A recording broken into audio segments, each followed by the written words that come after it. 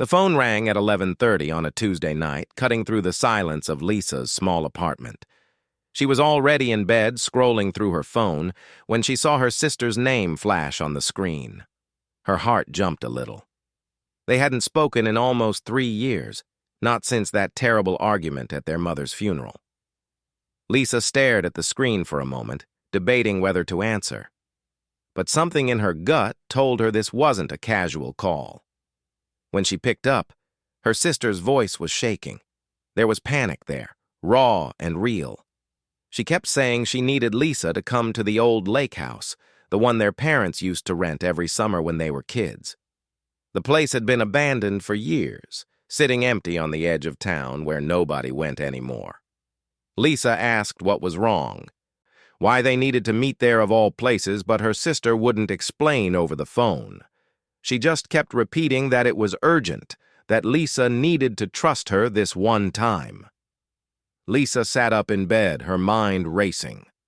Every instinct told her this was a bad idea. Meeting her estranged sister at an abandoned house in the middle of the night? It sounded like the beginning of a horror movie. But there was something in her sister's voice that she couldn't ignore. Beneath the panic, there was genuine fear. Whatever was happening, it was serious. She threw on jeans and a sweater, grabbed her car keys, and headed out into the night. Rain had started to fall, light at first, but getting heavier as she drove toward the edge of town. The roads were empty, and the darkness felt thick and oppressive. Lisa's hands gripped the steering wheel tightly as she tried to imagine what could possibly be so urgent. Had something happened to their brother? Was someone in trouble? The questions swirled in her mind, but no answers came. When she finally pulled up to the lake house, her headlights swept across the old wooden structure. It looked even more run down than she remembered, with peeling paint and overgrown weeds surrounding the porch. There were 2 other cars parked in the gravel driveway, neither of which she recognized. Her sister's car was there too, parked at an odd angle like she'd arrived in a hurry. Lisa got out of her car slowly, pulling her jacket tighter against the rain. The wind had picked up, making the trees around the property creak and sway. She walked up the creaky wooden steps to the front door and knocked, her knuckles rapping against the old wood. The door swung open almost immediately, and there was her sister, looking pale and scared in the dim light of a battery-powered lantern. Behind her sister stood 2 other people. One was a man in his mid-30s wearing an expensive-looking jacket, his face tight with stress. The other was a woman about the same age, dressed casually in dark clothes, with sharp eyes that seemed to take in everything at once. Lisa had never seen either of them before in her life. Her sister grabbed her arm and pulled her inside, quickly closing the door behind her. The house smelled musty and old, like it had been closed up for too long. Dust covered every surface, and the furniture was draped with white sheets like ghosts. The only light came from a few lanterns scattered around the room, casting long shadows on the walls. Lisa pulled her arm free and demanded to know what was going on. Who were these people? Why were they all here? Her sister's hands were shaking as she explained that they'd all received the same message earlier that evening. Someone had sent each of them a text from an unknown number telling them to come to this house tonight. The message had included details about something that happened years ago, something that nobody was supposed to know about. The man in the expensive jacket introduced himself as her sister's business partner. He looked uncomfortable, like he wanted to be anywhere but here. The woman said she worked in law enforcement, but she wasn't here in any official capacity. She was here because she'd received the same threatening message as everyone else. Lisa felt a chill run down her spine that had nothing to do with the cold. What kind of secret could connect all these people? What had her sister been involved in that she never knew about? Before anyone could explain further, the lights from the lanterns flickered and then went out completely, plunging them into darkness. Someone screamed. In the confusion, Lisa heard footsteps on the wooden porch outside, slow and deliberate. Someone else was here. Someone had been waiting for them to arrive. The rain pounded against the roof, and in the darkness, Lisa realized that whatever secret had brought them here was about to come out whether they wanted it to or not. The woman who worked in law enforcement found a flashlight in her bag and clicked it on, the beam cutting through the darkness. She moved to the window and carefully peered out through a gap in the curtains, her body tense and alert. The footsteps on the porch had stopped, but now they could all hear something else. The sound of wood scraping against wood, like someone was pushing something heavy. Lisa's sister grabbed her hand, squeezing it tight. In the dim glow of the flashlight, Lisa could see tears streaming down her face. This was real fear, the kind that comes from knowing you're trapped with no easy way out. The business partner tried the front door and swore under his breath. Something was blocking it from the outside. They were locked in. The law enforcement woman took charge, her voice steady despite the situation. She told everyone to stay calm and think clearly. They needed to understand what was happening and why they'd been brought here. She suggested they all sit down and start talking. Whatever connected them, whatever secret someone knew about, they needed to share it now. They gathered in what used to be the living room, sitting on old furniture covered in dust. The flashlight sat in the center of their circle like a campfire. For a long moment, nobody spoke. Then the business partner started talking, his voice low and reluctant. 10 years ago, he said, they'd all been here at this same lake house. It was during a college reunion weekend. There had been 5 of them then, not 4. The 5th person was a guy named Tyler, someone they'd all known from school. That weekend had started out normal enough, just old friends reconnecting, sharing stories, drinking beer by the lake. But something had gone wrong. Tyler had confronted him about money. The business partner explained. They'd started a company together years earlier, and Tyler had discovered some irregularities in the accounts. He'd accused the business partner of stealing from their own business, of moving money around in ways that weren't legal. The accusation had led to a huge argument that night. Everyone had been drinking, emotions were running high, and things got heated fast. Lisa's sister interrupted then, her voice breaking. She admitted something Lisa had never known. She and Tyler had been secretly seeing each other that summer. They'd kept it quiet because Tyler had been dating someone else at the time, someone in their friend group. Lisa felt her stomach drop as she realized who that someone else was. It had been her. She'd been dating Tyler 10 years ago. The memories came flooding back. Tyler had told her he was going on a camping trip with some old friends. She'd believed him because, why wouldn't she? They'd been together for almost a year. She'd trusted him completely. But he'd never come back from that trip. He'd sent her a text saying he needed space, that he was sorry, but things weren't working out. Then he'd just vanished, changed his number, deleted his social media, disappeared completely. She'd been heartbroken for months, never understanding what she'd done wrong. Now, sitting in this dark house, Lisa understood. Her sister and Tyler had been betraying her, the pain of that old wound mixed with the fear of their current situation, making it hard to breathe. But the story got worse. The law enforcement woman spoke up next, admitting her own secret. She hadn't just been a friend that weekend. She'd been investigating the business partner's company. Tyler had agreed to help her gather evidence, to get access to files and documents that would prove what was really going on. She'd been using their friendship as a cover for her investigation. Everyone had lied that weekend. Everyone had their own agenda, their own secrets. And then Tyler had disappeared. The business partner's voice dropped to almost a whisper as he continued the story. After the argument, Tyler had stormed out of the house. He'd been drunk and angry, heading toward the dock by the lake. They'd heard a splash, then nothing. When they went to check on him, he was gone. No sign of him anywhere. They'd searched the area around the dock, calling his name into the darkness, but there was no response. That's when panic set in. They all realized how bad this looked. Tyler was missing, possibly drowned, and they'd all been fighting with him. The business partner had a motive because of the money situation. Lisa's sister had a motive because of their secret affair. The investigator had a motive because her case was falling apart. They made a choice that night, a choice they'd all regretted ever since. They decided to say nothing. They'd told themselves that Tyler had probably just walked off to cool down, that he'd show up eventually. They cleaned up the house, packed their things, and went home. When Tyler never surfaced, when his family started asking questions, they all stuck to the same story. They said he'd left the lake house early, that they hadn't seen him since. They filed no reports, made no calls, acted like nothing unusual had happened. Lisa felt sick.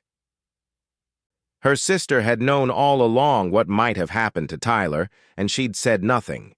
She'd let Lisa believe he'd just abandoned her, let her spend years wondering what she'd done wrong, when really he might have been lying at the bottom of that lake. The flashlight flickered, and in that moment they all heard it. The sound of footsteps again, but this time they were coming from inside the house, from somewhere below them, from the basement. Nobody moved. They all sat frozen, listening to the footsteps echo up through the old floorboards. The basement door was on the far side of the room, and in the dim light they could see the handle starting to turn. The law enforcement woman stood up slowly, positioning herself between the door and the others. She called out, asking who was there, demanding that whoever it was show themselves. The door creaked open, but nobody emerged. Just darkness beyond the doorway, and the sense of someone waiting just out of sight.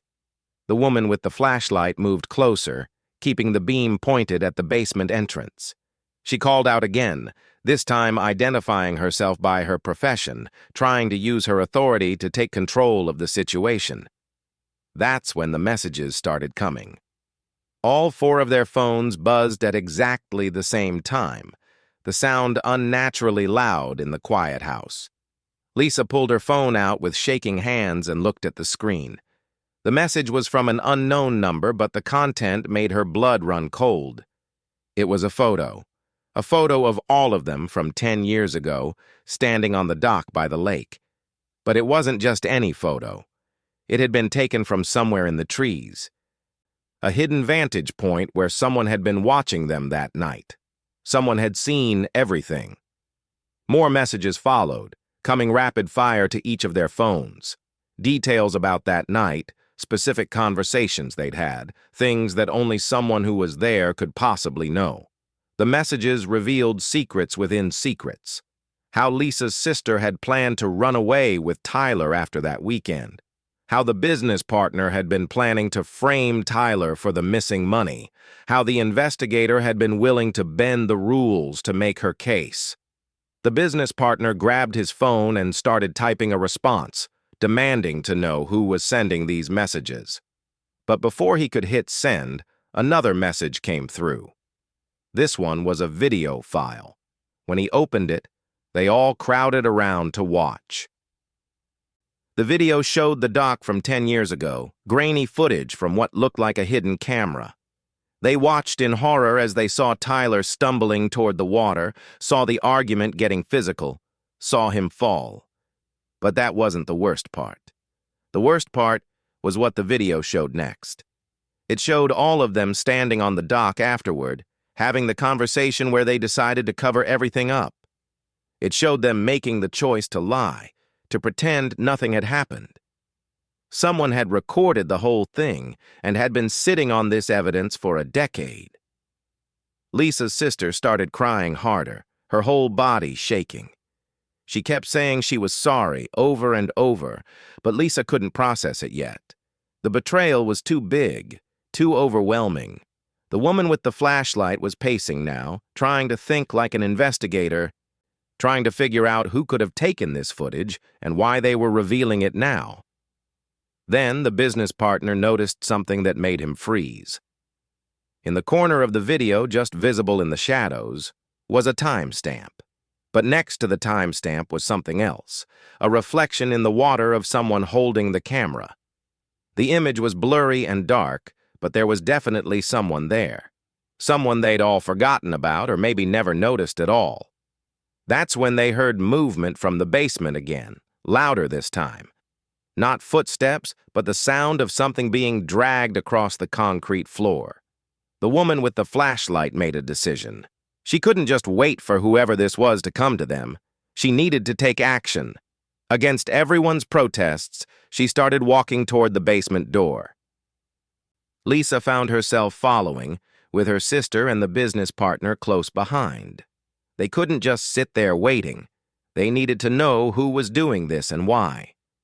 The basement stairs were old and creaky, and the darkness below seemed to swallow the flashlight beam. The smell of mold and damp earth filled their nostrils as they descended. At the bottom of the stairs, the flashlight revealed something shocking. The basement wasn't abandoned at all. Someone had been living down here. There were blankets spread out in one corner, boxes of food and supplies stacked against the wall, and most disturbing of all, an entire wall covered with papers and photographs. They moved closer to examine it, and what they saw made everything clear and terrifying at the same time. It was like a detective's investigation board. But the subject of the investigation was them. There were photos of each of them taken over the years, recent photos from just weeks ago. Pictures of Lisa leaving her apartment, of her sister at work, of the business partner meeting clients, of the investigator at the police station. Whoever had been living in this basement had been watching them for years. But mixed in with the photos were newspaper clippings about Tyler's disappearance, missing person reports his family had filed, articles about the search that had eventually been called off. There were notes scrawled in the margins, connecting dots, tracking their movements, documenting their lives after that night. Then Lisa saw something that made her heart stop. In the center of the wall was a large calendar, and today's date was circled in red marker. Written next to it in neat handwriting were the words, "They all come home." A sound behind them made them all spin around. Standing at the bottom of the basement stairs, blocking their only exit, was a figure they'd all thought was gone forever. Even in the dim light, even though he looked different, older and worn down by time, there was no mistaking who it was. Tyler was alive, and he'd been waiting 10 years for this moment. Nobody spoke for what felt like an eternity. They all just stared at Tyler, trying to process the impossible. Lisa felt like her brain had short-circuited. The man she'd cried over, the man she'd believed had abandoned her and then maybe drowned, was standing right in front of her, very much alive. Tyler looked different from how she remembered. He was thinner, his face more angular, with dark circles under his eyes. His clothes were worn and simple, and his hair had started to gray at the temples even though he was only in his 30s. But his eyes, those were the same, intense and focused, watching each of them carefully. When he finally spoke, his voice was rough, like he hadn't used it much in recent years. He told them he knew they must have questions, but first he wanted them to understand something. He wanted them to know exactly what they'd done to him. Not just that night 10 years ago, but in all the years since. He explained what had happened after he fell from the dock. He remembered the argument with the business partner, remembered the anger and the alcohol making everything feel more intense than it should have been. He'd walked away to cool down, but his foot had caught on one of the loose boards. He'd fallen backward into the water, hitting his head on the edge of the dock on the way down. The cold water had shocked him conscious after a few seconds, but he'd been disoriented and confused. He'd managed to swim to shore, but not to the main beach where the house was. He'd ended up on the far side of the lake, nearly a mile away, soaking wet and bleeding from the head wound. When he tried to remember what had happened, or where he was, his mind was blank. The combination of alcohol and the head injury had left him with temporary amnesia. He'd wandered through the woods for hours, eventually making it to a road where a truck driver picked him up and took him to a small clinic in the next town over. The doctor there had stitched up his head wound and let him rest, but without ID and without memory, there wasn't much they could do for him. He stayed in that town for weeks, working odd jobs for cash, slowly recovering. By the time his memories started coming back in pieces, nearly 2 months had passed. He remembered his name first, then fragments of that night, then finally everything. He'd been scared to come back at first, unsure of what he'd find. But when he finally worked up the courage to return and started asking questions, he discovered something that changed everything. Nobody had reported him missing. Not his supposed friends from that weekend. Not for days, not for weeks. His family had eventually filed a report, but by then the trail was cold. And when investigators had talked to the 4 of them, they'd all said the same thing. Tyler had left early. They hadn't seen him since. Everything was fine. Tyler's voice grew harder as he explained what that had felt like.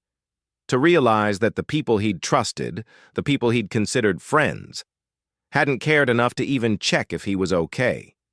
They'd been so worried about protecting themselves that they hadn't bothered to find out if he was lying at the bottom of the lake or if he'd wandered off injured. Lisa's sister tried to speak, to apologize, but Tyler held up his hand. He wasn't finished yet. He told them about the years after that, how he'd felt so betrayed that he couldn't bring himself to reveal he was alive, how he'd started over in a different city with a different name, working simple jobs and keeping to himself, how the anger and hurt had festered inside him, growing darker with each passing year. Then, about a year ago, something had changed. He'd been walking past an electronics store and seen a news report on the televisions in the window.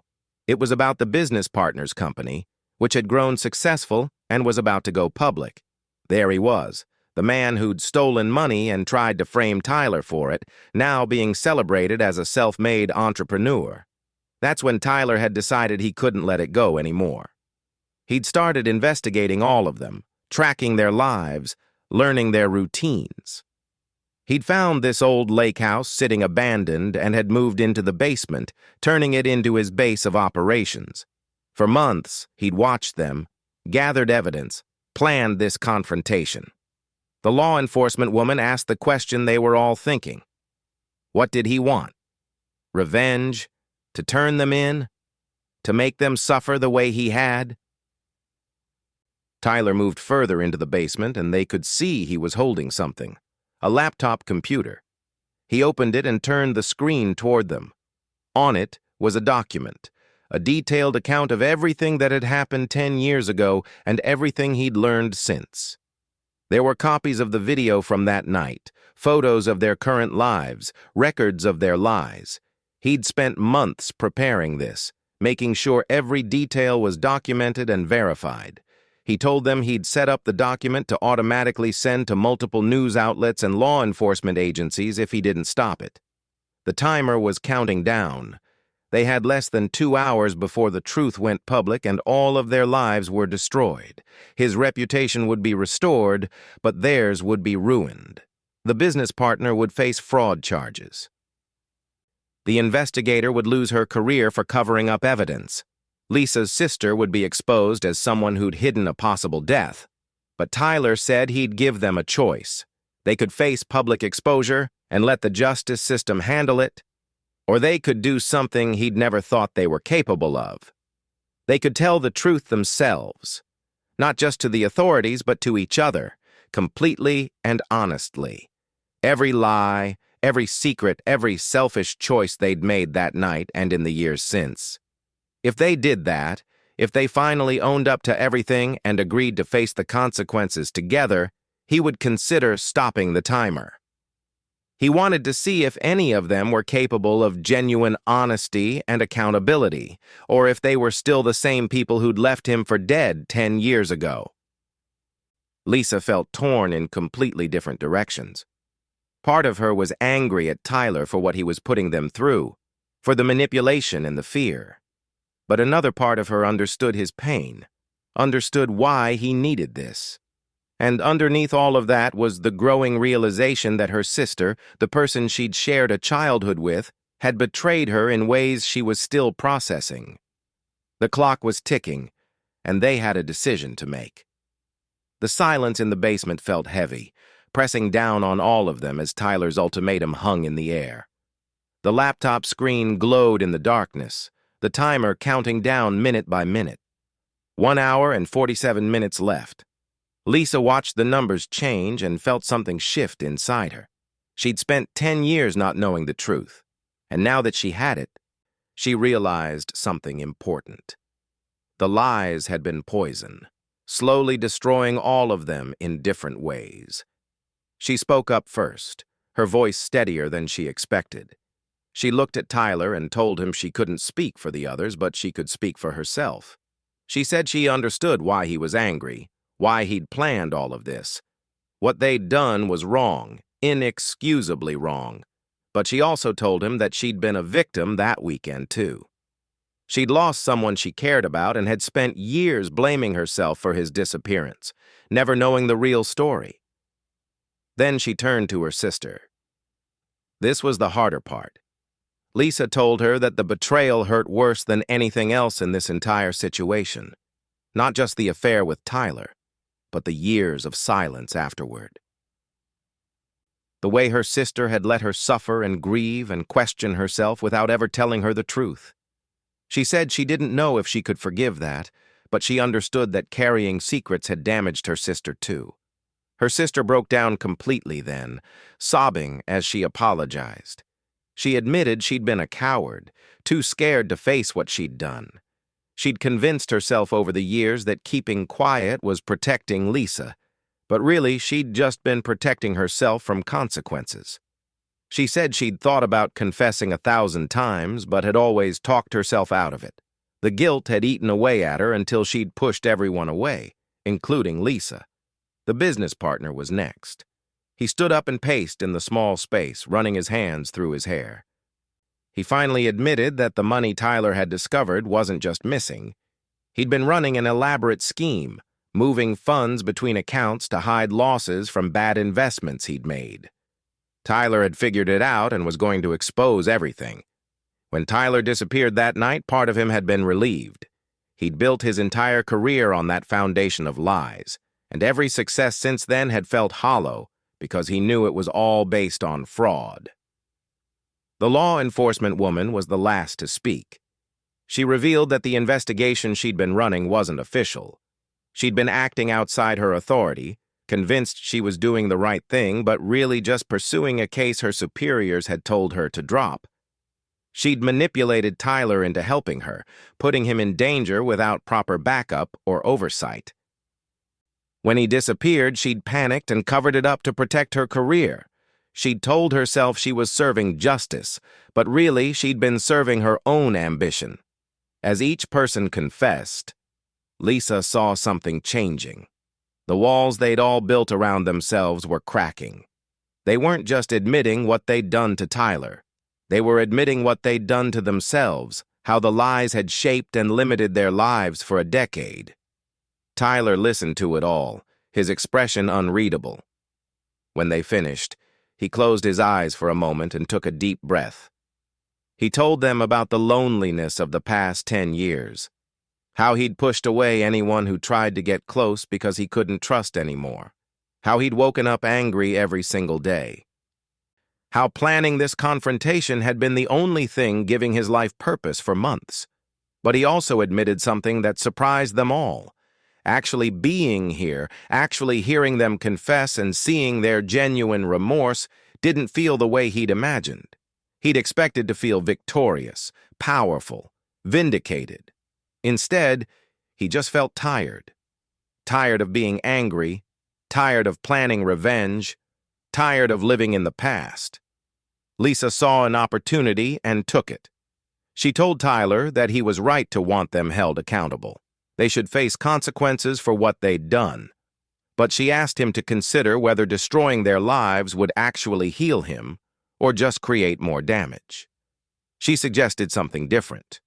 What if they all went to the authorities together? What if they told the truth, the complete truth, and let the system handle it fairly? The business partner objected immediately. He'd go to prison for fraud. His company would collapse. His family would lose everything. but the law enforcement woman cut him off. She said Lisa was right. Running from consequences had poisoned all of their lives. Maybe facing them honestly was the only way to actually move forward. Tyler looked at the laptop screen. 53 minutes left on the timer. He asked them if they really meant it. If they were truly willing to face criminal charges, public exposure, the loss of their careers and reputations, or if this was just more manipulation, words they were saying to save themselves. Lisa's sister stood up and walked toward Tyler. She told him she couldn't speak for the others, but she was done running. She'd call the police herself right now if that's what it took. She'd tell them everything, face whatever punishment came, because she couldn't live with the guilt anymore. Her voice was shaking, but there was something real in it, something that hadn't been there before. One by one, the others agreed. The business partner pulled out his phone with trembling hands and said he'd confess to everything about the fraud. The law enforcement woman said she'd report her own misconduct, even though it would end her career. They were all finally ready to stop hiding. Tyler stared at them for a long moment, then reached for the laptop. His finger hovered over the keyboard, hovering over the button that would stop the timer. He told them he'd spent a year imagining this moment, but he'd never imagined this outcome. He'd expected them to make excuses, to try to justify what they'd done, to ultimately choose themselves over accountability. He stopped the timer with less than 30 minutes remaining. But he told them stopping the timer didn't mean letting them off easy. He'd still prepared evidence packages, still documented everything. The difference was that instead of sending it anonymously to destroy them, he'd work with them to present it properly to the authorities. He'd testify about what really happened, and they'd all face justice together, whatever that looked like. 3 weeks later, Lisa sat in a courthouse waiting room, preparing to give her testimony. The investigation had moved quickly once they'd all come forward. The business partner was facing fraud charges and had agreed to repay the stolen money. The law enforcement woman had resigned from her position and was cooperating with an internal investigation. Lisa's sister had been questioned extensively but wasn't facing criminal charges since she hadn't actually witnessed Tyler's fall and had genuinely believed he'd left voluntarily. Tyler had spent hours in depositions, telling his story to investigators and prosecutors. They'd offered him immunity in exchange for his testimony, and he'd accepted. But more than that, he'd started seeing a therapist, beginning to process a decade of trauma and anger. Lisa and her sister were slowly, carefully, trying to rebuild some kind of relationship. It was awkward and painful, filled with honest conversations that neither of them enjoyed, but both of them needed. They might never be close again the way they'd been as children. But at least now they weren't living behind walls of lies. As Lisa waited for her name to be called, she thought about that night at the lake house, how terrifying it had been, how it had forced all of them to face truths they'd been avoiding. In a strange way, Tyler's confrontation had been a gift. Not a pleasant one, not an easy one, but a necessary one. The truth had hurt, but it had also freed them. For the first time in 10 years, none of them had to pretend anymore. Whatever consequences came, they'd face them honestly. And somehow, that felt like the beginning of something better than what they'd had before.